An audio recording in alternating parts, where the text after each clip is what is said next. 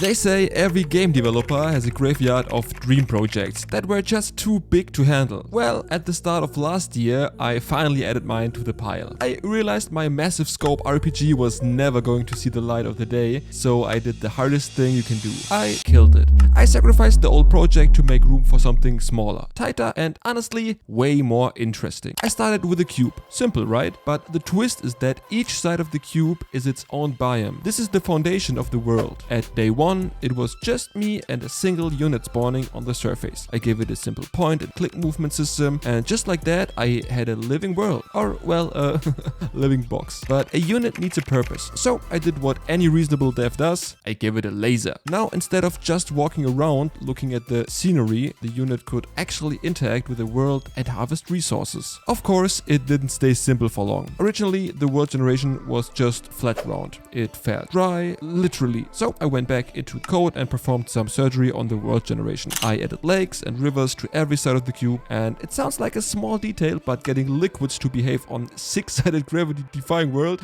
that was a massive win for the vibe of the game. Then came the inventory system, and when I say system, I mean a single slot. 1. Your unit could pick up one item, and that was it. To make it actually playable, I built a side menu with a center camera button, because believe it or not, losing your only unit in a 3D world is surprisingly easy. This is where things got serious. I realized I didn't want this to be just a clicking simulator. I wanted scale. I laid down the foundation for a building system, and shortly after, the first conveyor belts were born. I built structures that could receive, store, and spit out resources. And suddenly, it wasn't just a unit with a laser anymore, it was the start of an automation engine. And so by day 50, the small project was starting to feel like a real game. And since I didn't want a random crash to wipe out all the progress, I finished the sprint by implementing an automatic saving system. Now, the second you close the game, everything is tucked away safely. It felt like I had momentum for the first time in years, but as any developer knows, once you have the basics working, that's when the real complexity starts to creep in.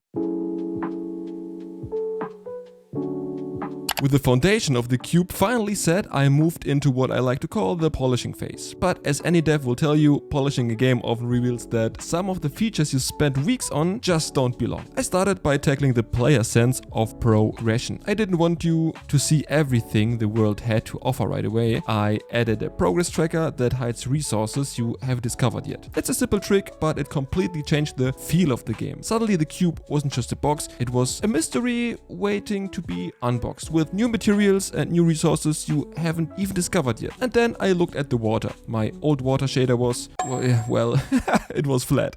It looked like a blue construction paper, and I spent some time rewriting it to give it some kind of actual depth. Now, when you look at the lakes and rivers, they actually feel like bodies of water you could dive into. And then I hit a wall. A big one. I looked at the building system, the structures I'd modeled, and those conveyor belts I was so proud of in the first 50 days. And I realized this isn't working. It was a tough pill to swallow, but I decided to scrap the entire building system. I deleted the models, the logic, and the conveyor belts. I miss them a bit.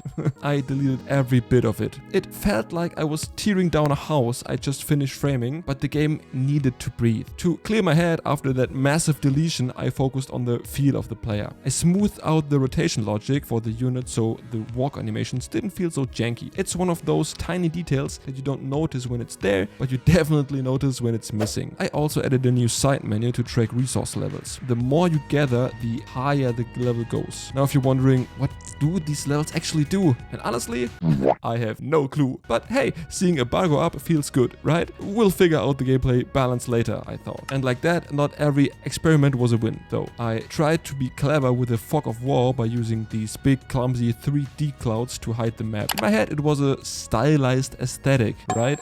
In reality, it was just ugly. They were bulky, they blocked the view in a way that wasn't fun, and it looked more like a mistake than a feature. Back to the drawing board on that one, so I scrapped that also again. But I ended the sprint on a high note. Up until now, I'd only been working on the grassland biome, and it was time to turn up the heat. I started modeling assets for the second biome, the hell biome. I added lava, charred ground, and a whole new set of environmental objects. So the cube was finally starting to look like a diverse planet, but as I added more biomes, I realized I was going to need a lot more than just one unit to manage it all.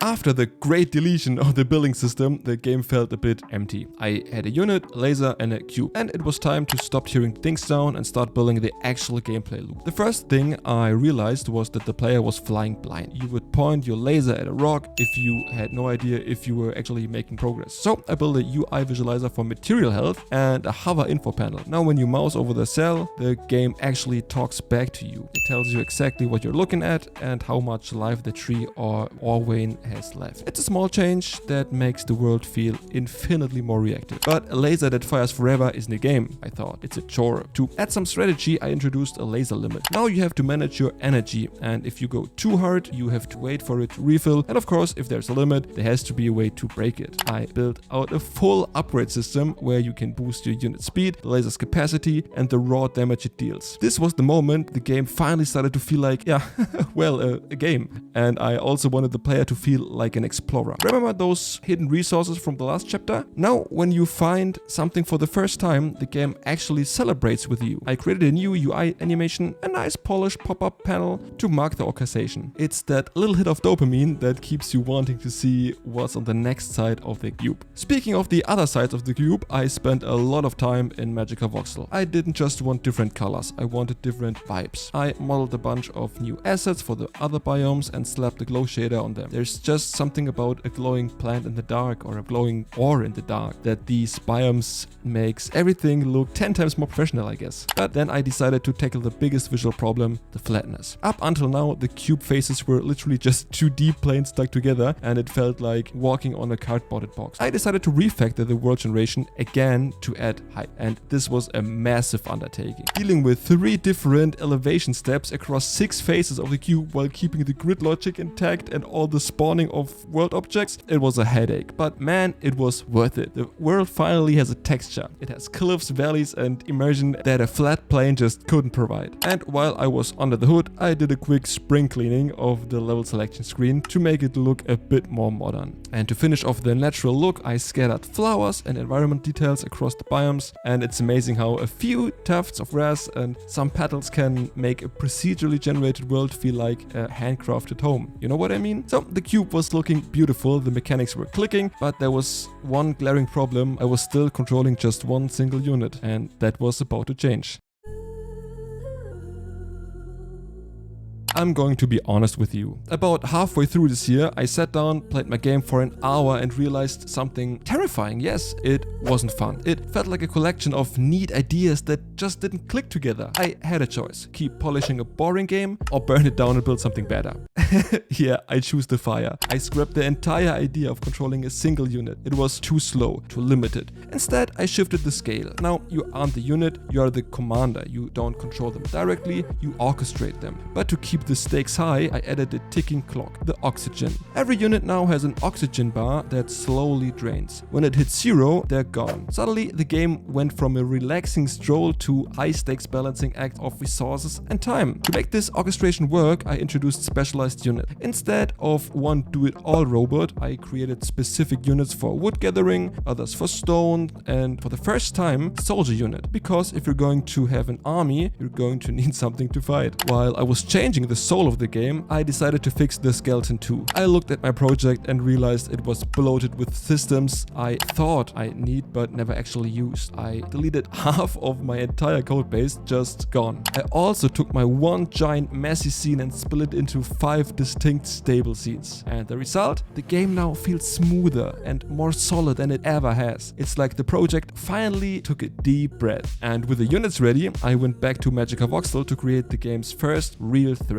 I modeled the base enemy and built the foundation of the combat system. Now, the cube isn't just a resource farm, it's a battlefield with a resource farm. But how do you actually get these units onto the field? I realized that just clicking a button felt cheap and I could spawn like unlimited amount of unit. I wanted it to feel tactile. So I introduced a card system. Now you have a hand of cards that you play to spawn your units. It gives the UI a clear, gamey feel and makes every unit you play feel like a strategic decision, you know? And to wrap up the the year, I went back to the vibes. I added mushrooms to harvest, environment objects to bring bridges to cross the rivers I built earlier, and even added a foam shader to the water edges to make the coastlines pop. And remember those clumsy 3D clouds I hated in chapter 2? I finally fixed them. I wrote a brand new fog of war shader that actually looks professional and fits in the aesthetic world perfectly. And every time a new area gets discovered, new world objects will pop up randomly. I really love that. And yeah, that's it. That's the status quo. It's been a year of sacrifices, deletions, and complete restarts, but for the first time I look at this cube and I don't just see a technical project, I see a game.